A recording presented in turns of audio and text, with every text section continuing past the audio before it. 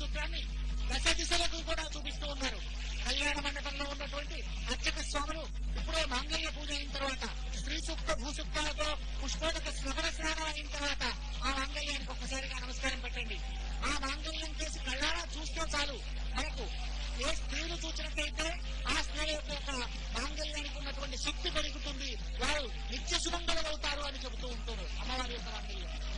అంతేకాకుండా ఎవరైతే పెళ్లి కాని అమ్మాయిలు ఉంటారో ఆ మాంగళ్యాన్ని చూసి నమస్కరిస్తే త్వరలో వారికి కూడాను ఒక చక్కటి వరుడు కనిపిస్తారు. అయ్యా అర్చక స్వామి వారు జాగ్రత్తగా చూపించండి. ప్రేక్షకులందరూ కూడా ఈ టీవీలో చూస్తున్నటువంటి వారు, దూరదర్శన్ వారు చూపిస్తున్న వారు కూడా ఒక్కసారిగా ఆ మాంగళ్యానికి నమస్కారం పెట్టండి. ఎంత పవిత్రమైనది! శ్రీరామచంద్రుని యొక్క చేతులతో పట్టుకున్నటువంటిది అపశీసున సన్నిభమైనటువంటి అమ్మవారికి కట్టబెడుతున్నటువంటి మాంగళ్యం అవుతూ ఉంటుంది. ఈ మాంగళ్యం లోక మాంగళ్యం కోసం కనిపిస్తుంది. మంగళం సౌవారి సుకుమారి మానితాశౌరి మంగళం మాహేశ్వరి గౌరి అంటారు గౌరి.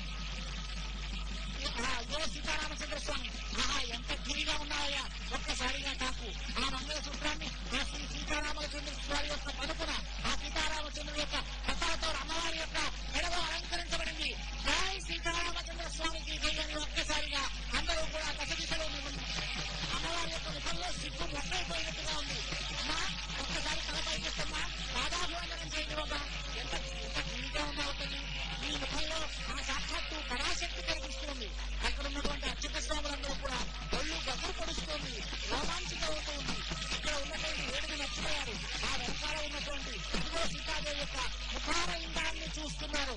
చూడండి ఆ సీతాదేవి యొక్క ముఖార ఇంద్రాన్ని ఎంత కనిపిస్తూ ఉన్నదో, ఆమె ముఖంలో ఉన్నటువంటి లావణ్యం ఆ రాముడి చేసి ఉన్నటువంటి కృతజ్ఞతాపూర్వకమైనటువంటి కనిపిస్తుంది. ఇన్ని వేల లక్షల సంవత్సరాల తర్వాత సీతా కళ్యాణాన్ని చూసినప్పుడు మన హృదయంలో ఇంకా ఆ పరిమళాలు నిలుస్తూనే ఉన్నాయి. అదే మొట్టమొదటి సీతాస్వయంవరానికి వచ్చినటువంటి దృశ్యాలు ఎంత రమణీయమో. అదిగో జనక మహర్షి చెప్తున్నారు, ఈయన సీత ఇయం సీత మమ సుత సహధర్మచరీత అని చెప్తూ ఉన్నారు. అయ్యా రామానుజాచార్యుల వారు అందుకోండి.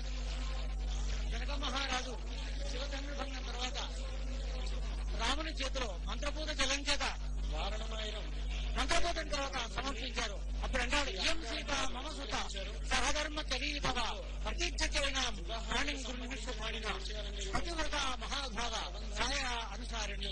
నిన్ను ఎప్పుడు కూడా నీడవడం సంబంధించే ఈ అమ్మాయి మా కూతురు నీ చేతిలో పెడుతున్నానని చెప్పేసి మంత్రపూత జలం చేత ఆయనకు ఆ రామునికి అందించారు. ప్రాణి గురునేసి పడిన చేతిలో చేయగలపడమే ఆ రోజుల్లో పెళ్లి జరిగినది. అదే ఒక పెళ్లి చిహ్నం అన్నమాట. ఆ తర్వాత పుష్పమాలలు సమర్పించుకోవడం జరిగింది. అదే ప్రకారంగా అక్కడే ఉన్నటువంటి లక్ష్మణునికి ఊర్మిళ చేత భరతునికి మాండవికి శత్రుఘ్నునికి శుద్ధకీర్తినిచ్చి వీటి నలుగురు ఈ దశరథులకు ఆ నలుగురు వాళ్ళకి అమ్మాయిలు కూడా ఇచ్చి పెళ్లి చేసిన మహత్ వైభవం మిథిలా నగరం అంతా పులికించిపోయింది. అక్కడ అయోధ్య కూడా పులికించింది. మొత్తం ఆంధ్రప్రదేశ్ లో అందరూ కూడా ఆ పులికించబడిన మధురైన ఘట్టాన్ని ఇప్పుడు కళ్యాణం అయిపోయిన తర్వాత వారణవాయిరం అనే ఒక ఘట్టం జరుగుతుంది. ఇది ఇంతకుముందు తమిళనాడులో ఉన్న తమిళ పాశురముల యొక్క పుష్ప కందు ప్రక్రియ వంటిది. దాన్ని మన తిరుమల బుదిమండ నారాయణ తయారు చేస్తారు. ఒకనొక సంప్రదాయంలో ఒకనొక విధానం ఉంటుంటుంది.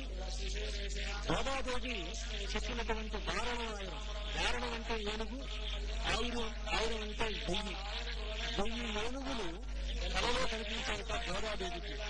ఫలితంగా రంగనాయక స్వామిని కండాడింది. ఇటువంటి సందర్భంలో ఆ కొబ్బరికాయలను అటు ఇటు తిప్పుతూ ఉన్నారు అర్చక స్వాములు. అదే ఏనుగులు అనమాట. కారణమాయనం కరాపల్లేం తోజీనాన్, నేను కలవన్నాను అని చెప్పేసి తన చెలిపత్తులతో గోదాదేవి చెప్పుకుంటారు. అటువంటి విధానాన్ని శ్రీ వైష్ణవ సంప్రదాయంలో చేసేటువంటి విధానాన్ని ఈ వారణమాయం అనేటువంటి పాశురంలో చెబుతూ ఉన్నారు. ఇది గోదాదేవి రచించినటువంటి విధానం అనమాట. అయితే ఈ కన్యాదానం చాలా గొప్పమైనటువంటి దానం. కన్యాదానం చేసినటువంటి వారిట 4 సముద్రాలు ఆవరించి ఉన్నటువంటి భూదానాన్ని చేసినటువంటి ఫలితాన్ని పొందుతారట. సూర్యమండా పర్యంతం నువ్వులను రాశిగా పోసి ఒక్కొక్క నువ్వు కింద లెక్కితే ఎంతకాలం అయితే పడుతూ అంతకాలం సూర్యలోకంలో ఉంటారట ఈ కన్యాదాన దాత. అటువంటి కన్యాదాన మహోత్సవ అంగంగా వారణమాయం అనేటువంటి ఈ గొప్పమైనటువంటి ప్రబంధము చెబుతూ ఉన్నారు. ఆ దివ్య ప్రబంధం చెబుతూ వారణాయాన్ని చెబుతూ ఇక్కడ కన్యాదాన మహోత్సవాన్ని సాగిస్తున్నారు. అయ్యా అందుకోండి. వారణ వాయురాన్ని మనం తిలకిస్తూ ఉన్నాం.